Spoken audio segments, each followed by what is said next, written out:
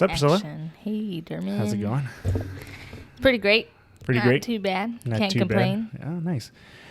So what's going on, everybody? Welcome to the Fourth Generation podcast. I'm joined here with my sister, of all people, Priscilla. Say what's up, The Priscilla. one and only. Hello, everybody. Yeah.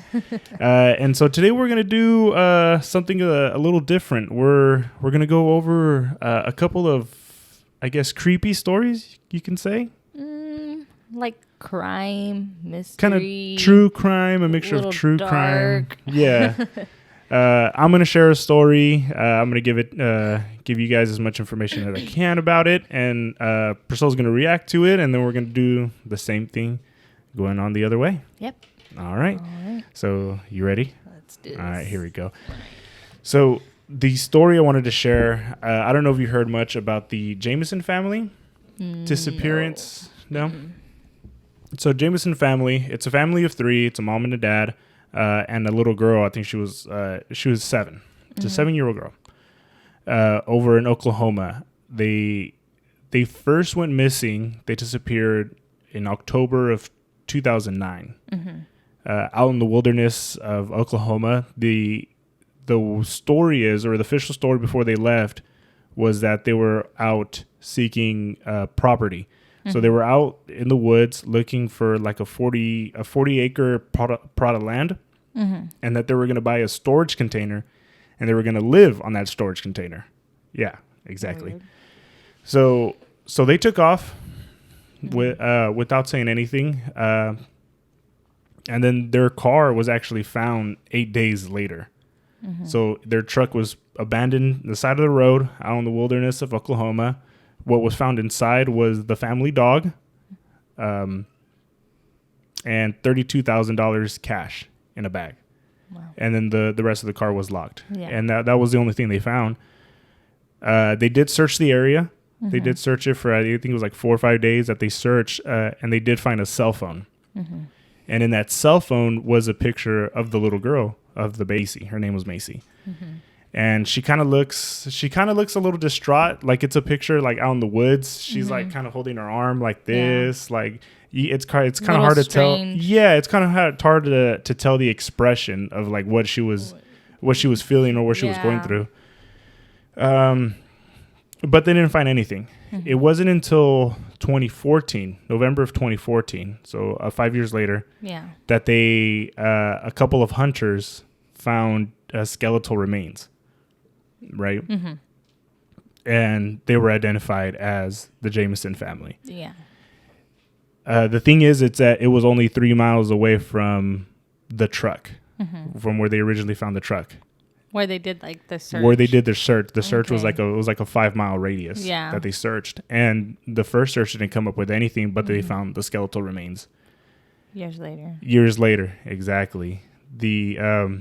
The autopsy, they determined they couldn't determine the death because I guess it's just the remains weren't intact enough. Like so much time had passed. Yeah. So it was kind of hard to tell to see what actually caused them, but they couldn't roll out any trauma or anything like that. So leading up to the case or to the disappearance, all the details that came out afterwards. So there were a few speculations that the father of Bobby, which is the dad, might have been involved because I guess he was a junkie. He was he had a criminal record. He had been arrested before, and then he had even threatened Bobby's family and his life and stuff. Yeah. So that was the main route that they kind of took to see but they couldn't find any connections. Yeah. Right. Where it does get strange, though, that before the disappearance, they did acquire their security surveillance, the surveillance from their house. Yeah, I know. The surveillance from their house, and you can see them packing up their truck, going back and forth. But they were almost, I guess they would describe it as like a trance state. So like they would go back and forth, show zero emotion, and then they would pack one thing, unpack it, and then pack it again. And so they were taking it back and forth. And then they were coming out wearing different clothes. So they would go in, change, and then come back out. Yeah. And then going back and forth, and then that there was times where they would just stop and then just stare into the distance. Just like, I don't know. Yeah, while they were walking, and then just stop and stare into the distance. Weird. Yeah. And they were, I guess some of their family members, or some of the stories that they would hear from the family, was that supposedly they had ghosts in their house, right? So they had spirits, even to the point to where Bobby, he asked their local priest if he had any special bullets to kill ghosts. Yeah, exactly. And then that doesn't end there. Yeah. I guess there had been an instance where the wife, she had been deviling into like the witchcraft, and I guess that they had found a witch Bible in the house. What the? Yeah. And I guess she had first, I guess she had got it as like a joke, something like that, like at a flea market or something. But I guess they got into it, and just started researching it or just reading it, and then just got way into it. And it was, and then I guess in that, maybe that's what led to all the strange occurrences in their house. Thing. Yeah. Oh, okay. But everybody that visited the house said that they never experienced anything. Yeah. So it might have been just the family and their delusions and then their weird, right? Yeah. But it was weird. And another theory that goes on to involve a cult, which is weird. So during the disappearance, when they were still missing, there was an anonymous phone call to one of the local news channels there in Oklahoma. And somebody had called in and said that they were part of a cult, that they were part of a cult before, and that they had a book with a list of names of people that they wanted to take out, or people, it was like a kill list. Yeah, okay. And they were saying that the wife was on the name. List. But of course the phone call led nowhere. It was, and then Oklahoma, I guess it is pretty common, I guess, for cults. Yeah, over in Oklahoma, out in the wilderness and stuff. Yeah. Weird. So that's what led to that theory. To this day, they still haven't discovered anything. Maybe they were thinking maybe the dad kind of just went nuts and crazy and then just shot everybody. But there was no murder. There's no murder weapon found at the scene of the crime. If he had done it and killed himself there. Other people say that maybe they just went out hiking and got lost and got hypothermia, but then they would have found. I'm sure they would have found it if that was the case. Exactly. You know? There were other instances where, I guess they had been living off disabilities, so off their disability checks. Yeah. And they had a couple of settlements outside of court because of car accidents and stuff. So there's a lot of speculation that they were maybe scammers and that they were scamming people. Okay. Yeah. Another theory is that maybe that the remains that were found weren't even theirs. It was just because they're scammers. Yeah, so. Yeah, that might be a thing too. Very interesting case. Very crazy. Yeah, it is. What do you think? Well, yeah, very weird. I mean, their actions leading up to it, it's just nothing you can explain. Talk to the mic. Yeah. Nothing you can explain to, justify that. But that is a weird case. Pretty weird one. Yeah. Yeah. What I thought was weird was him being, I guess, maybe delusional enough, or maybe thought he saw something that scared him off so much that he did go ask the priest for special bullets to kill the kind that kill ghosts. Yeah. Yeah. How do you bring that up? And that's what made a lot of people speculate that maybe drugs were involved. But after the investigation, they found zero evidence of drugs. Zero evidence. But I mean, if he has history with drugs, he was a junkie. He had that was his father. Oh, his father was the one that had the history. Right. Yeah, he had history of drugs, and they had gotten into it with each other. Oh, okay. So they think it was the dad had and so they think the dad had something to do with it because I guess he did threaten Bobby's life and then his family too. Oh, okay. I guess the reason they got into it was Bobby's dad owned a gas station, and then Bobby would work at that gas station, promising half of the sales. But And that never happened. never saw money. Yeah, he never saw that money. Oh, okay. And then he kind of just tried to shoosh him away and just like, Yeah. you're a piece of shit and all this other Damn. stuff. Yeah, it was crazy. Brutal. Yeah. That is weird. And then the cult thing just came out of nowhere, I felt Yeah. like. And then that's what they were speculating, that the wife had been involved in cults from before. Yeah. Maybe they were saying that that's how she originally got a hold of the witch Bible. Yeah. Yeah. Yeah. And if she's on a list, like... And then she's on a list. That has more connections than any other story, honestly. Or any other theory. That's what I'm saying. Maybe she was like, she got involved in this cult. She wanted to bail out. They didn't let her. Then she was like trying to run away. Yeah. Maybe they're the ones that pulled them over off the side of the road because they weren't robbed. They found $32,000 worth of cash in their bag. And what does a cult need all that money for? Exactly. And they found the dog in the car that was still alive, the family dog, just really malnourished. Yeah. And they found the car 8 days after they had originally left. Yeah. Disappeared. Wow. So it almost looked like they were running away from something. Like, I don't know if they were running away from like you said, the cult. Yeah. Or cult, maybe they saw something in their house that spooked them enough. Or like you said, they had settlements and stuff that they were trying to run from. And then they could have been scammers too, and they were trying to just bail. Yeah. That is crazy. So a lot of theories. A lot of theories going out there, and then it's just unanswered. That case in particular, I think that's what got me into looking more into like the strange and mysterious parts, like YouTube when you're up like at 4 a.m. and it's just you're the only one that's up at 4 a.m. I'm not the only one. But, very interesting. Yeah. All right. So what do you got for me? What you got? So my story is about a 16-year-old from actually California. This story took in California. This happened in 2018 in October. Oh, okay. So I'm like, October. Where all the spooky stuff happens. Spooky season. Spooky season. So it was this 18-year-old girl. She lived with her stepmother and her biological father. Yeah. And her mom lived in Nevada. And she, out of nowhere, in the middle of the night or early morning in October, disappeared.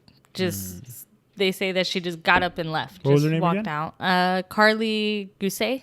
Karlie Guse. Okay. I think you might have heard of it. It was recent. I mean, 2018. Yeah. No, that doesn't ring a bell. So the days leading up to her disappearance, her friends and family said that she was very paranoid, thought people were following her, thought people on her phone tracking her, just random, like out of nowhere, just started acting this way. And one night she told her stepmother and her father that she was going to a football game with her boyfriend.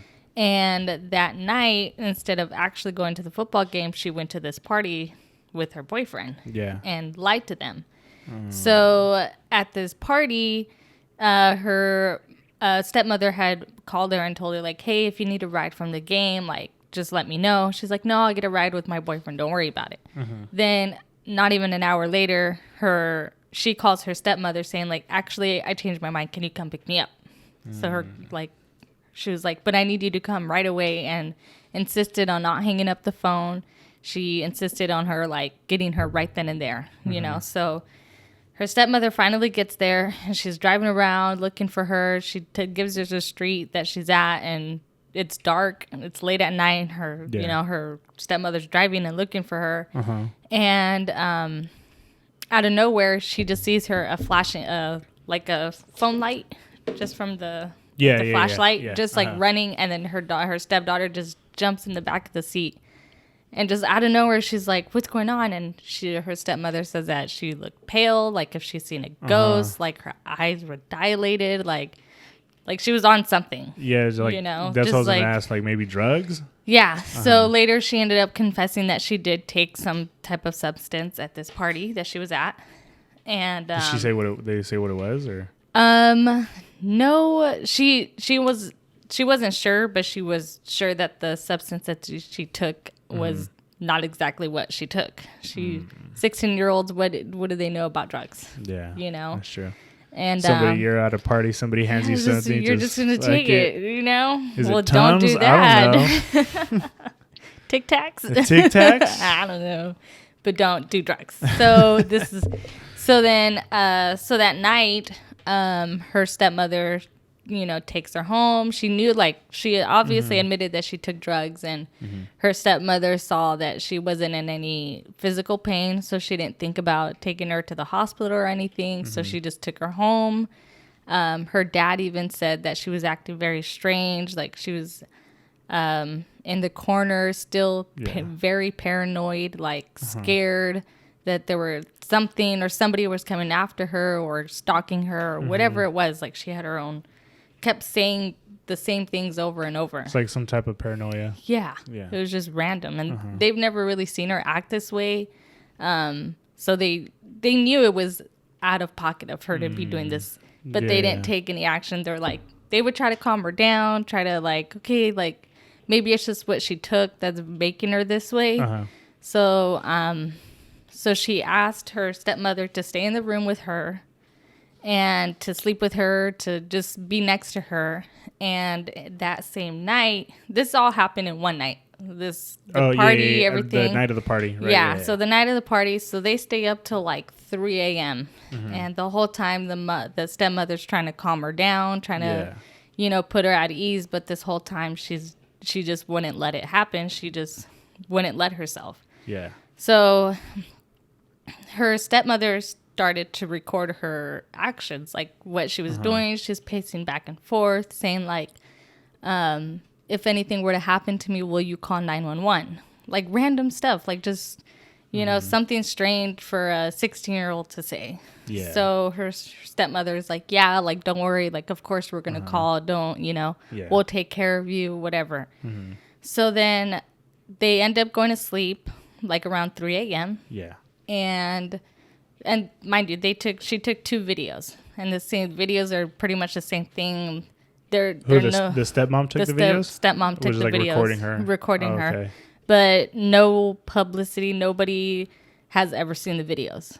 No, it's never been released. Then how do they know it exists? Or just she showed it to the cops? So they showed it to the cops, and I think only Fox News only heard the recording. They didn't see anything. But they didn't see anything. Yeah.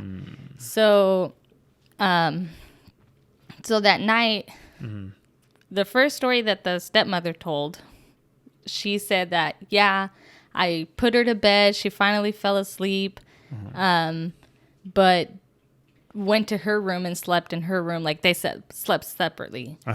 And then she said that she woke up around 5 o'clock, checked. They had two younger boys. So she checked on the boys, she checked on the daughter. Yeah. And everybody's there. Everyone's asleep. And then again, she checks up again at 7 a.m. that next morning, and the daughter's gone.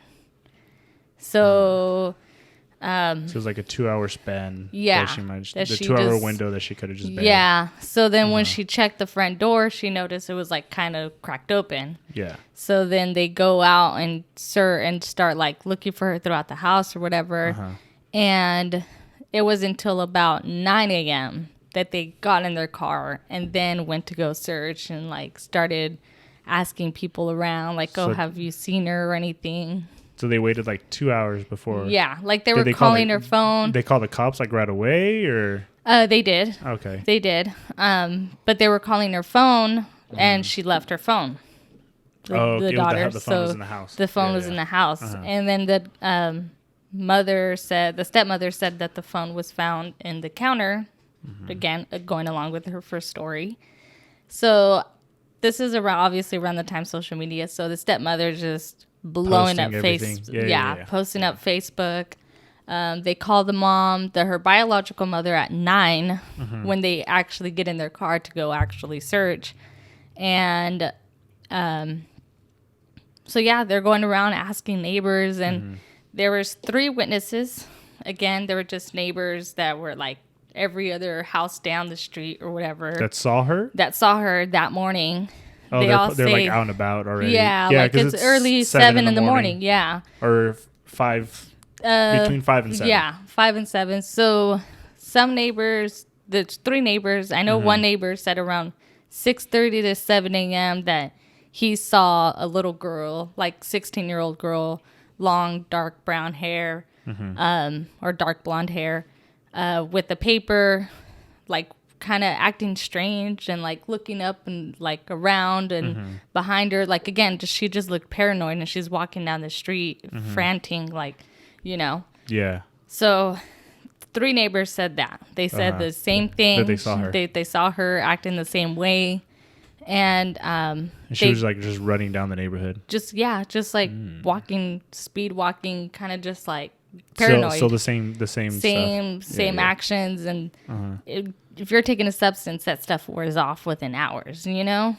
Yeah, that's true. I mean, but they also think like the paranoia with it stuck to her, to where she was acting the whole entire time, that she was just paranoid, that it was just a reaction to the drug or something. I mean, maybe, because I mean, I know like there's like some people who've talked about like taking like LSD, and that shit lasts for like hours. Yeah. Like there's some people, or like I forgot for ketamine. I think that lasts like hours too. So I mean, I know like, but like the paranoia stuff, I mean, maybe like, I don't know, some type of ecstasy, Molly maybe. Yeah. Well, no weed, that's for sure. Well, definitely not that. That shit would have knocked her right out. She's, it's just a cigarette. That's what they said it was. Yeah. I was trying it out. Yeah. No, but she does believe that the drug she took was laced with something else. So that's why she was acting away. But again, they didn't take her to the hospital. They didn't call 911 right away saying, you know, she's acting this way for being a 16-year-old. You're going to take the kid to the hospital. Okay. Well, I mean, okay, obviously, I mean, not to spoil the ending, but she disappears right after this. Yeah. So after the witnesses said like 6 or 7 a.m., they've never seen her. There was one more witness. I think it was a truck driver. And I guess they're like a mile away from a highway that they saw her walking. And then how far away was that from the house? Do you know? Like a mile. Like a mile away from the house. From their neighborhood. From their neighborhood to the highway. It's like a mile away. And then after that, they just searched for her. Nothing. Like ever since, like it's been 2 years and no body remains, nothing. Like really? She just disappeared.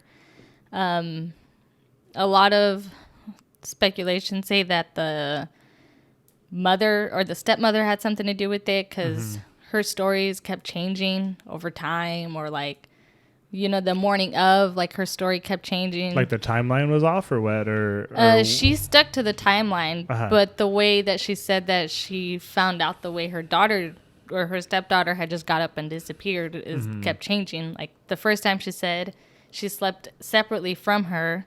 Second time, another time after that, she said that she was in the same bed as her.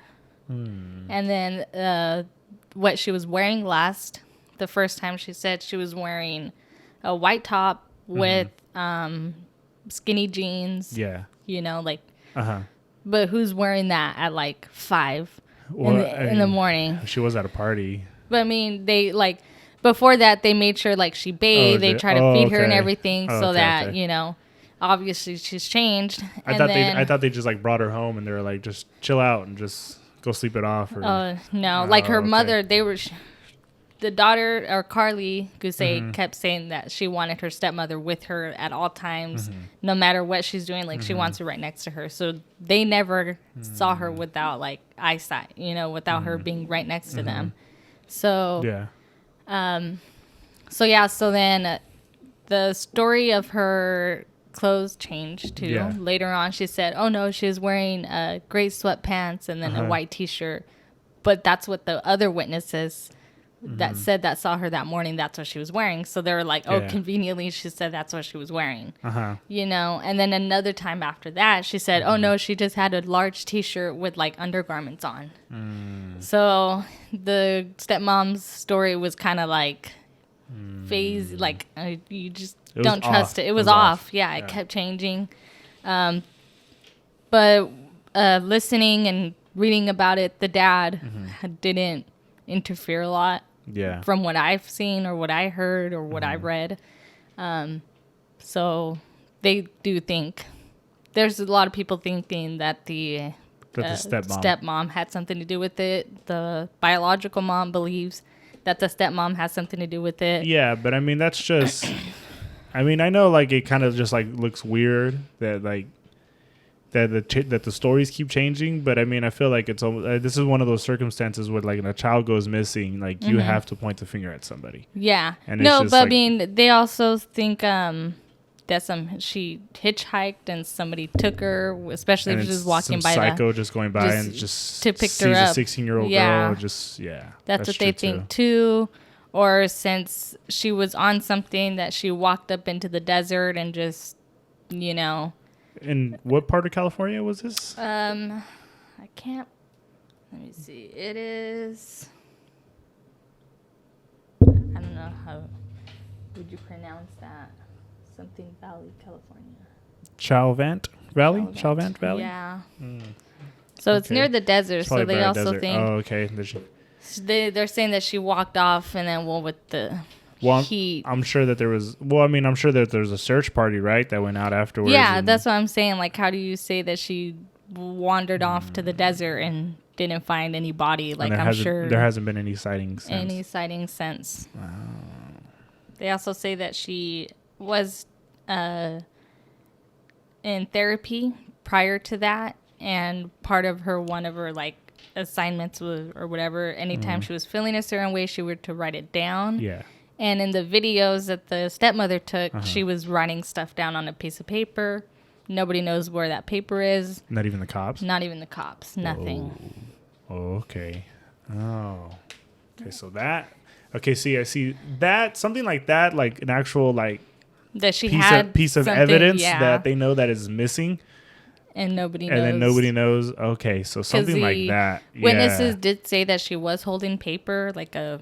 Oh, she had a piece of paper with her. So the paper that she was writing on to begin with. That the neighbor saw. Yeah. But since she's never been found, no evidence has been found.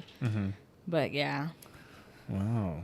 That one is crazy. Yeah.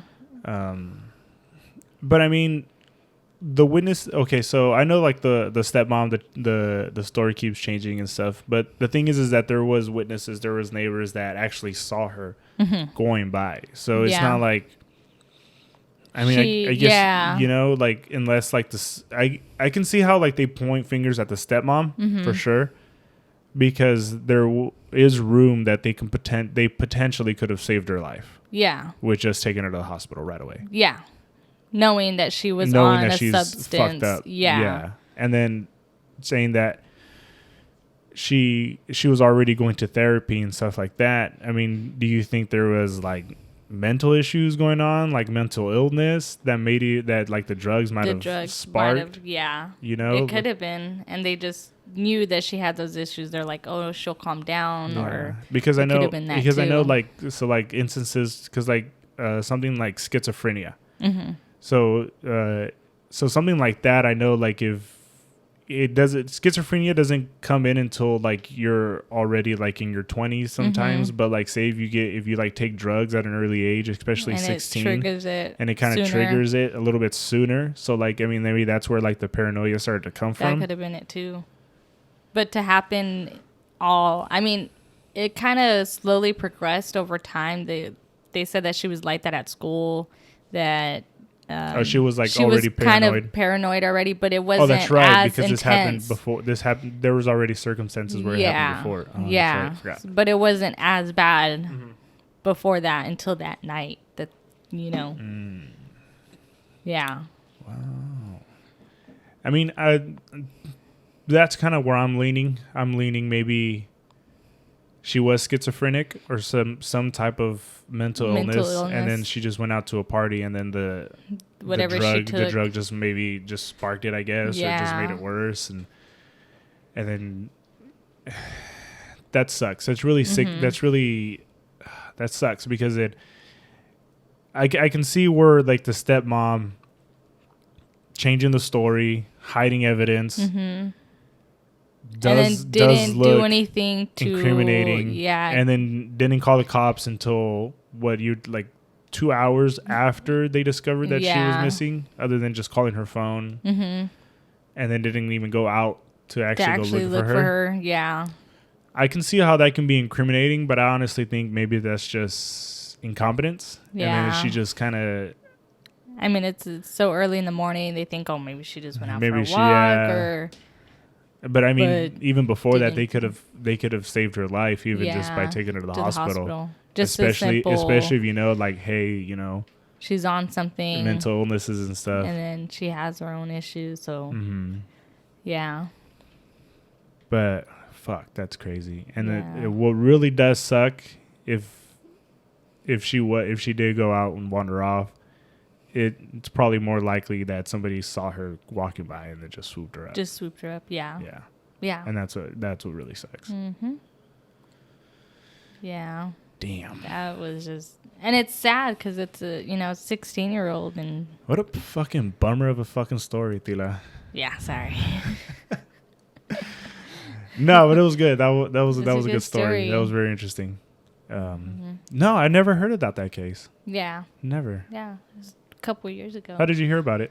I'm pretty sure I saw it on the news a while ago, and it kind of pops up on the feed sometimes, like on YouTube.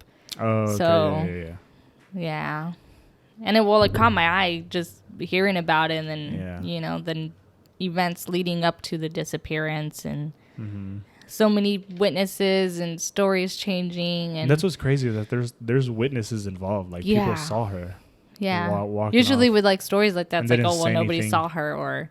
And then October, I mean, at night, I mean, it gets kind of cold. Yeah. You know, and she's just out there. Supposedly she's in some undergarments and a t-shirt. You would think, somebody would like, hey, dude, like, call the cops. Or, like, this girl doesn't look right. So, yeah. Yeah. Yeah. Damn. I mean, and enough to say like that she was acting weird and strange. It's not like you just glance and you're just like, oh, there she is. No, but just people like, from a distance even knew like the girl's she's not right. Not right. Yeah. She's got paper in her hand. They saw like the paranoia in her, that just with her body movements and actions that they knew. And the cops won't release any of the video the stepmom recorded. Not out there. Has she been like the stepmom officially named as like a suspect at all, or they're just just because there's no real actual evidence that she did anything to her or to harm her or anything. It's just more like that neglect. She just got up. Yeah, it was just a neglect. Yeah, not really helping her or giving the help that she needed. Yeah, especially that she was already. Yeah, there's witnesses saying that she was walking down the street. You know. She like barefoot too, or you? No, they didn't say anything if she was. Damn, that one's crazy. Yeah, that one is nuts. What do you think? Personally, what do you think? Personally, it's sad, but I do believe in the theory that somebody. I mean, there's creeps all over the world. I mean, kind of obvious that somebody would just pick her up and take her. Especially like on a highway, if a truck driver saw her by the highway. Yeah. Yeah. You know. Could be easily, but some creep. And then if you're not able to find any evidence of a body or anything, she could have just said, got in the truck and just took off. Yeah. Well, damn. Yeah. Crazy story. Damn. Try to keep it uppity, but there goes that. Oh, that was uppity. Your story was not there either. Mine involved the cult, so fuck you. No, I'm kidding. No, that was good. That was awesome. Yeah. You like doing this? Yeah. Yeah. It was fun. It was pretty cool, huh? Yeah. Yeah. I think we're gonna keep doing it. Yeah. Hopefully. Yeah, I think this is something we're gonna probably end up doing once a week. Once a week as well. Just come together, try to find some of the wackiest, crazy shit stories that we find on the internet. Yeah. Yeah, we can do that. We could do it. Yeah. All right. Awesome. Well, thanks for coming by. Thanks for joining us here today. Mm-hmm. For those of you watching at home or watching this on YouTube, make sure you hit the like button, subscribe. Really helps us push the channel out. Really helps us grow. Mm-hmm. If you're listening on this on everything else, thanks for joining us, and we'll see you guys all next week. All right. We'll see you guys later. Bye. Thanks. Bye.